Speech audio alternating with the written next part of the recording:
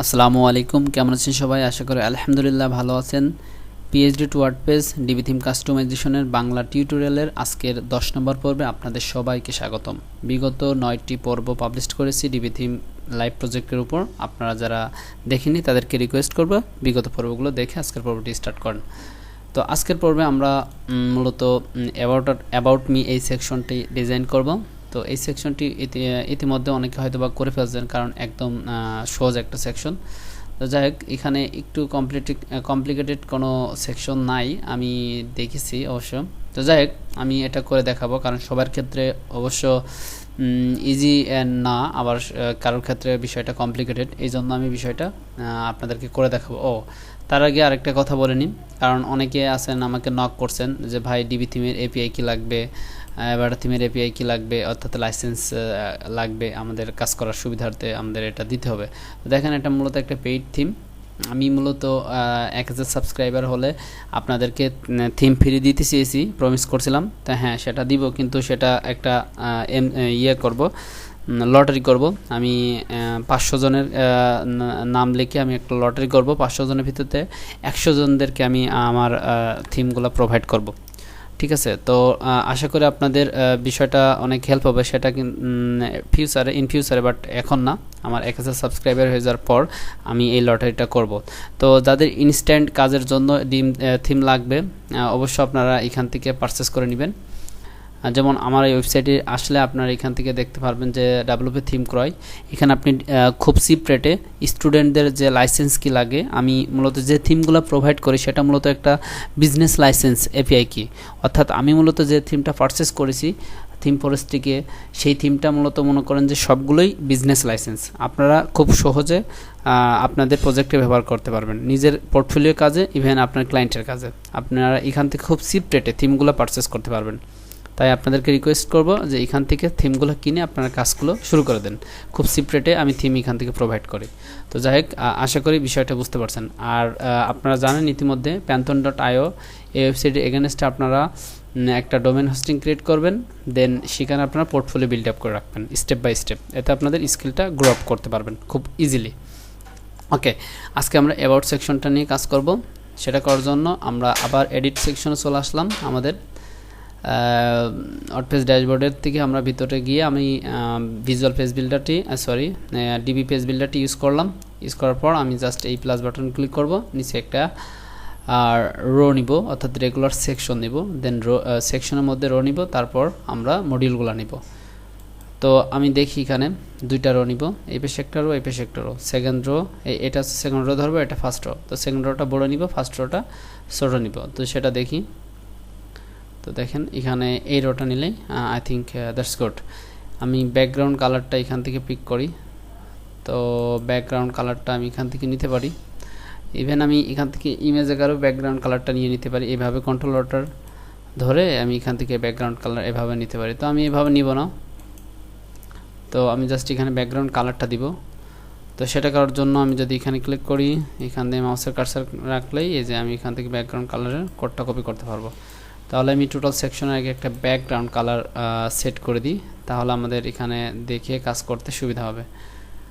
ওকে, just আমি এই gear button click করলাম, দেন নিচে স্ক্রল করে নিচে আসলাম, এই যে ব্যাকগ্রাউন্ড, দেন কালার বক্স এখানে ক্লিক করলাম, তারপর কালার কোডটি এখানে পেস্ট করলাম।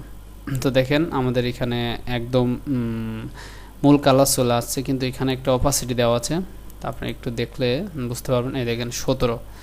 তাহলে আমরা এখানে এটা একদম কমিয়ে দিব। আমাদের এখানে এটা একদম সরি আমাদের কালার কোডের উপর ক্লিক পড়ে গেছে, এই জন্য এটা এই অবস্থা হয়ে গেল। আচ্ছা, এটা আমি সিলেক্ট করে দিয়ে এখানে এটা ধরলাম, ধরে এটাকে আস্তে আস্তে এটাই থাক, এটা এভাবে থাক। ঠিক আছে? ওকে, দ্যাটস গুড। এবার আমরা কি করব, আমরা ইমেজটা কালেক্ট করতে পারি।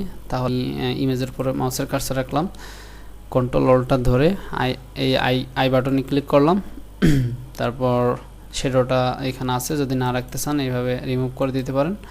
তো আমি সেটা শুদ্ধই আমি কালেক্ট করব এখান থেকে, ট্রিম, তারপর ওকে, দেন আমি এখান থেকে কন্ট্রোল অল্টার শিফট এস দিয়ে ইমেজটাকে সেভ করব ওকে পিক নামে আমি এখানে সেভ করলাম চলে গেলাম আমি এখান থেকে জাস্ট ইমেজ নামে একটা মডিউল নেব ওকে দেন আমি এখানে সিলেক্ট ক্লিক করলাম ইমেজটা ফাইলটাতে আপলোড প্রসেসে চলে গেলাম সিলেক্ট ফাইলে গেলাম তারপর পিক নামে একটা ইমেজ কালেক্ট করছি দেন সিলেক্ট করে দিলাম এবার এটা এখানে আপলোড সাকসেসফুল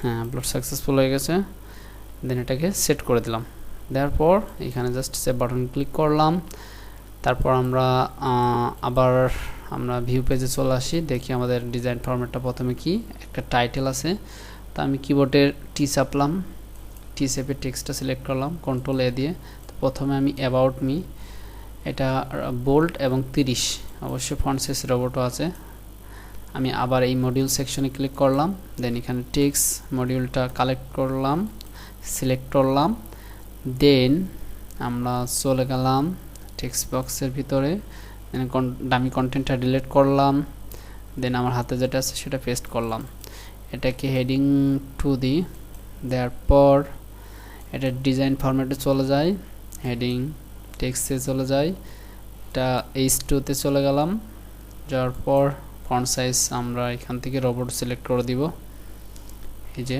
রোবটে চলে আসছে এখান থেকে রোবট সিলেক্ট করে দিলাম দেন আমাদের এটা বোল্ড তো আমরা এটা এখানে বোল্ড সিলেক্ট করে দিলাম তারপর ফন্ট সাইজতে আসার পর এখানে 30 দিয়ে দিলাম ওকে এবার আমরা নিচেই টেক্সটগুলো দিয়ে দিব আমরা আবার টেক্সট কন্টেন্টে চলে যাব কন্টেন্টে আসার পর টেক্সট বক্সে ক্লিক করব দেন এইখানে একটা স্পেস দিয়ে নিব ইন্টারসেপে একটা স্পেস দিয়ে নিলাম তারপর আমাদের নিচের যে কন্টেন্টগুলো আছে দেন এগুলোকে আমরা কপি করলাম কপি করার পর এখানে জাস্ট পেস্ট করে দিলাম পেস্ট করে দেওয়ার পর দেখেন প্রথম এখানে আমাদের একটা স্পেস আছে ডক্টরের পর তো আমি এখান থেকে কোথায়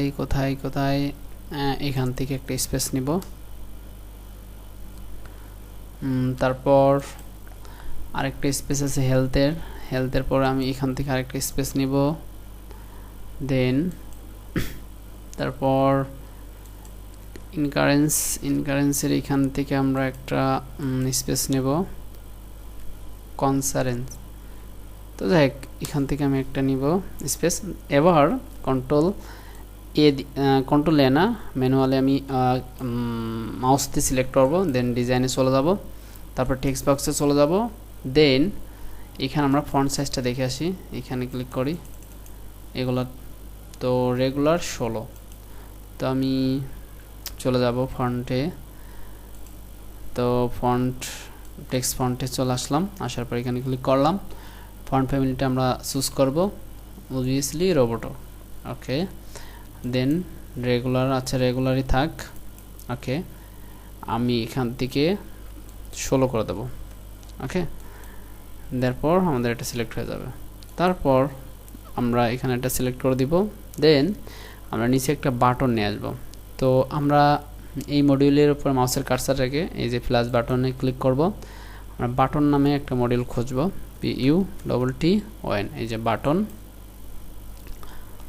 ওকে তো বাটনের মধ্যে কি টেক্সট আছে লার্ন মোর তো ওকে ফাইন আমরা লার্ন মোর বাটনটার উপর মাউসের কার্সারে ক্লিক করলাম টেক্সট বাটন ক্লিক করে টেক্সট টুল ক্লিক করে দেন এখানে যে ওইটা কপি করে এখান থেকে আমরা লার্ন মোরটা দিয়ে দিলাম দেওয়ার পর বর্ডার রেডিয়াস দিব বাটনের আমরা বাটনে ক্লিক করলাম তারপরে এই সুইচ বাটনটা অফ আছে অন করে নিব আমরা জাস্ট এখান থেকে অফ আছে অন করে নিলাম এরপর আমাদের যে কাস্টম প্রসেসটা এখানে আমরা খুব সহজে দেখতে পাবো তো এখানে বলছে যে বাটনের টেক্সট সাইজ তো আমরা বাটনের টেক্সট সাইজটা দেখে আসি 18 মিডিয়াম রোবটো ওকে এখানে আমরা 18 করে দেব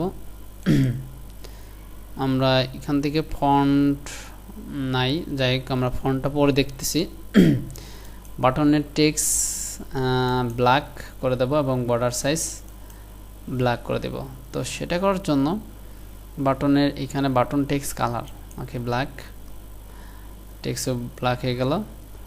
আমরা যদি এখান থেকে আরেকটা কাজ করতে পারি, বর্ডার রেডিয়াস দিয়ে দিব। আমরা বর্ডার রেডিয়াস এখানে আমরা কত দিব দেখি, 5 দিয়ে দেখি, কিংবা 16, মেবি 16 দিলে, সরি 16, ও শিট, এখানে 16, ওকে এখানে 16 দিলাম। তো 16 না, আরেকটু হলে হয়তো বা ভালো হয়, এখানে মেবি 26, ওকে আমি এখানে 27, ওকে 27, দ্যাটস গুড। দেখি এখানে হচ্ছে কিনা। তো এটাই এনাফ, এটাই মূলত ভালো দেখা যাচ্ছে, ওকে ফাইন, দ্যাটস গুড, এটাই অবস্থা থাক। তো এখানে আমরা লিঙ্ক আপ করাতে পারি। তো ফন্টটা একটু বোল্ড করে দিলে ভালো হতো, এই যে বাটন ফন্ট। তো বাটন ফন্টের একটু মডিফাই করি, আমরা রোবটও দিলাম এবং এটাকে রেগুলার আছে, আমরা একটু বোল্ড করে দিব, তাহলে দেখতে হয়তো একটু ভালো দেখা যাবে। ওকে, যদি আইকন ইউজ করার প্রয়োজন হয় এখান থেকে আইকন ইউজ করতে পারেন, তো আমাদের আইকন ইউজ করার প্রয়োজন নাই। তো বাটনের লিঙ্ক এখান থেকে আমরা দিয়ে দিতে পারি। তো আমরা যখন লিঙ্ক আপ করাবো আদার্স কোনো পেজের থেকে, এখান থেকে সেই পেজটা এখান থেকে ধরিয়ে দেবো স্পেসিফিকভাবে, ঠিক আছে। তো এখন এটাই, এই পর্যন্তই, দ্যাটস গুড। তো আমি জাস্ট এখান থেকে একটা সেভ দিব, ফাইনালি একটা সেভ দিব। আর উপর নিচে যে স্পেসটা আছে সেটা থাক, আমাদের উপর নিচের স্পেসটা নিয়ে আর মাথা ঘামানোর দরকার নেই, যা আছে এটাই, দ্যাটস গুড। ওকে, ফাইনালি একটা সেভ দেওয়ার পর আমাদের ভিউ পেজে এসে একটা রিলোড দিলাম, আমরা দেখবো যে আমাদের এক্স্যাক্টলি ভিউটা কেমন এসেছে। তো দেখেন আমাদের প্রপারলি ডিজাইনটা চলে আসে, তো ফাইন, দ্যাটস গুড।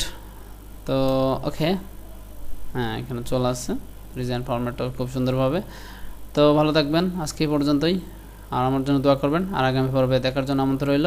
আগামী পর্বে আমরা নেক্সট স্টেপ নিয়ে আমরা কাজ করব। তো ভালো থাকবেন, আসসালামু আলাইকুম।